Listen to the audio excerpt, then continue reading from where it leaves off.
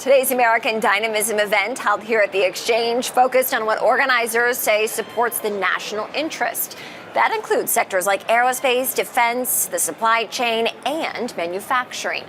I want to send things down to the trading floor, where Ashley Mastronardi is standing by with more. Ashley, down to you.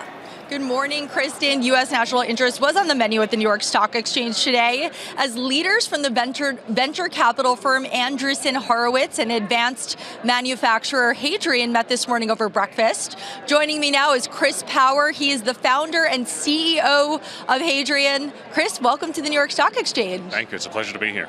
All right, so can you set the scene for this morning's breakfast? What was discussed?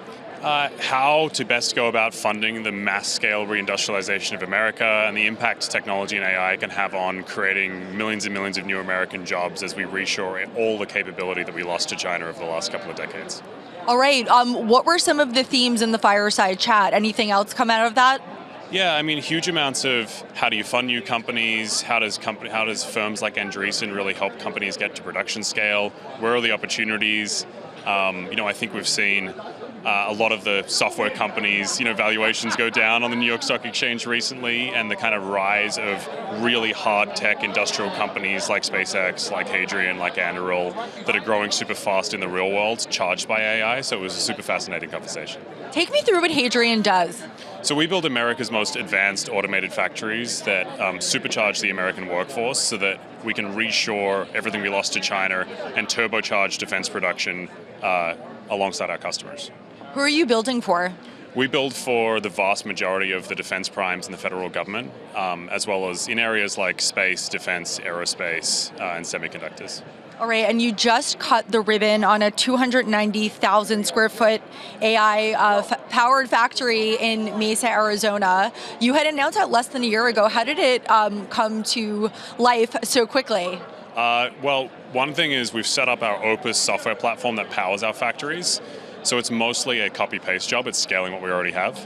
And also we have an incredible team that went from lease to production in 6 months in partnership with the city of Mesa to speedrun a bunch of permits. But it was really just down to the team and our platform being able to go this fast. And I think it's one of the fastest factory build-outs in America's seen in the last 30 years.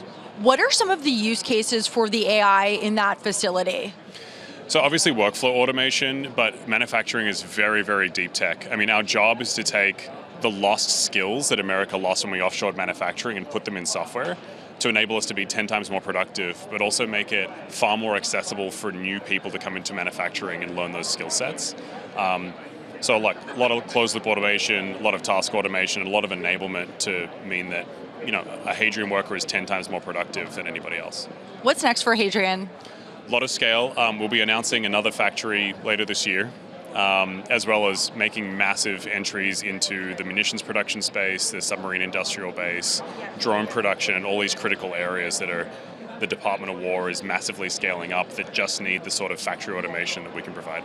All right, Chris Power, CEO and founder of Hadrian, thank you so much for joining us at the New York Stock Exchange. It's a real pleasure. Thank you for having me.